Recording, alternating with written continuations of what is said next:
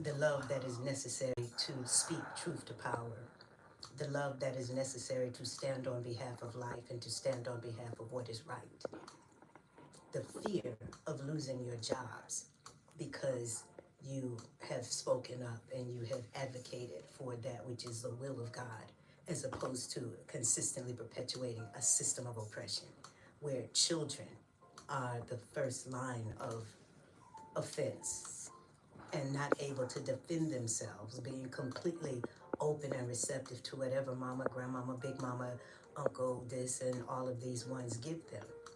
And so coming to a point in place where we are accepting the opportunity and the duty and obligation and responsibility to ensure that our children are well and that they are healthy, and that in truth, nobody has the right to tell you that your child has to be poisoned coming out of your womb.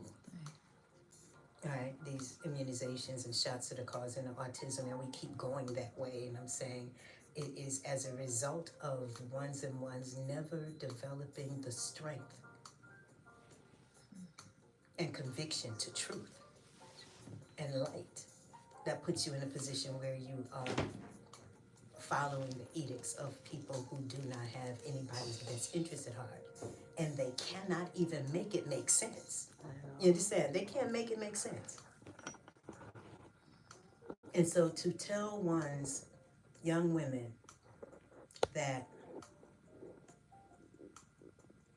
you need more protein because you stop feeding off of the meat and you stop feeding off the fish and you stop feeding off of this, but then your body is swelling because you don't know that you have to do more to open up the elimination of the toxins that are literally being loosened as a result of phasing off of the beef and the pork and the chicken and the fish. So your body is swelling because those toxins are flooding your system. So it's the retention of waste that is the gaining of weight. And when you go to the doctors and they're telling you, oh, you need to eat more protein, that's because the doctors have not been really educated, and they've not knocked and they've not asked and they've not applied themselves to the intelligence of existence to be able to truly guide you properly to realizing what the actual problem is. It's not that you need all of this protein, it's because your body is filling and filling with poison and waste. And that waste is now leaking out of your gut. That waste is collecting in your thyroid. That waste is collecting in your gallbladder. That waste is all of what's causing you to have all of these issues. And then the only thing they want to do is take it out. So the taking it out does not facilitate the cleansing that is necessary for your facilitating your optimum cellular function. Or they'll give you a blood transfusion. So whose blood did they give you? And so, and how long does it take you to make the blood yours?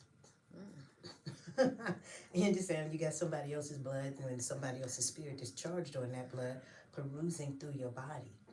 And so I'm just saying, at this particular point in time, we cannot be in the body exchange and blood exchange business when you are able to really create new blood on a daily basis.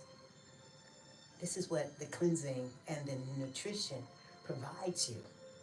And we've heard salvation comes through the blood of Christ. We've heard that. But creating a bloodstream that bears no violation of violated beings, no inebriants, no intoxicants, the fact that we got all this alcohol everywhere. You understand? So no, this is a setup. You understand? It's a setup. Who's manufacturing all of this alcohol? You understand? All of these package stores. And I've seen communities go down. They go downhill once these alcohol places and these package stores move into your community and the cities allow it. You understand? They're getting paid taxes and whatever based on these businesses.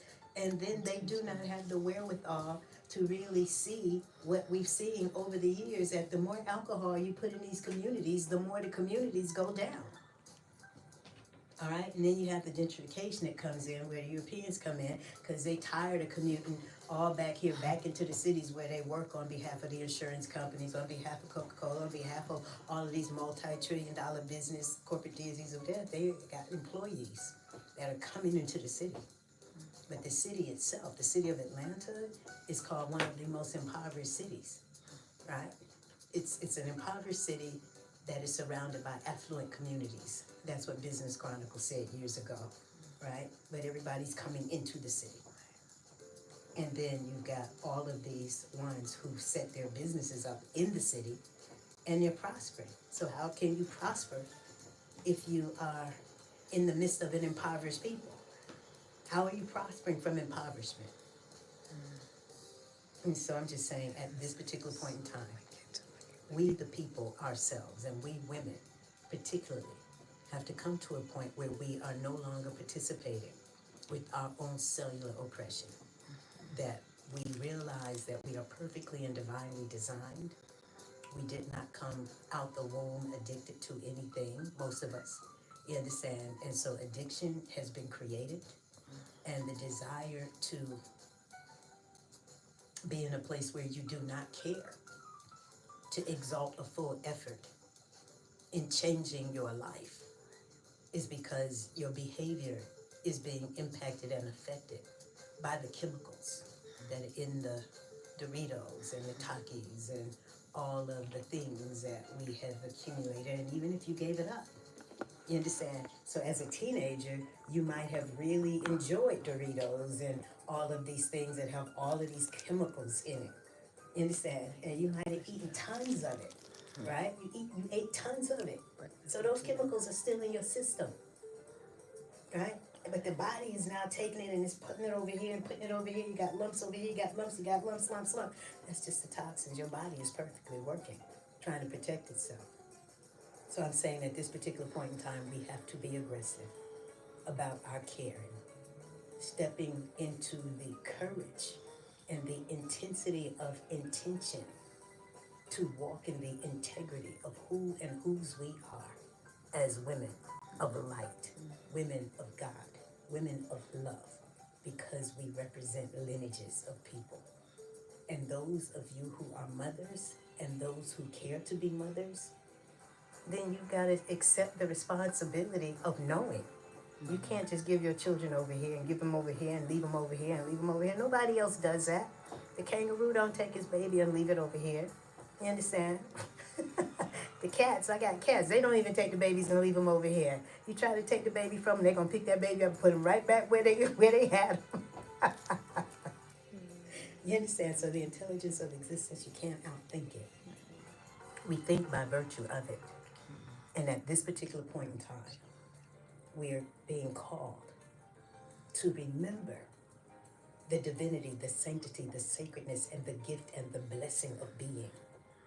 And that we are here to ensure the continuation, the perpetuation, the evolutionary unfoldment of cosmic consciousness that is charged upon the blood and the mind and the intelligence of the spirit to be harmonized with our souls on behalf of the lineages through whom we've come. They don't want you to know it, but I'm here to tell you, to remind you, you're not here to just work and slave and die.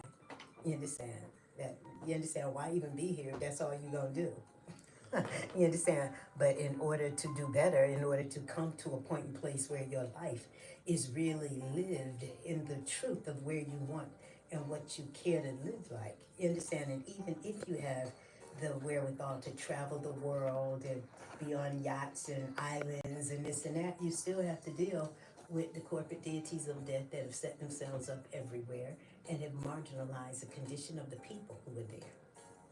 And so now you have all these travel advisories because of all of the crime that's happening in all of the islands and all of these places where Americans are being robbed. And you understand? So I'm just saying, it's like this is a global initiative to marginalize us and put us in a place where we have been robbed of the integrity of the divinity and the morality and the high frequency of love and care that has been a part of the makeup and the constitution of a global humanity for eons.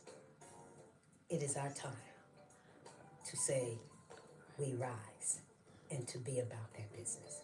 I'll be forward in just a bit.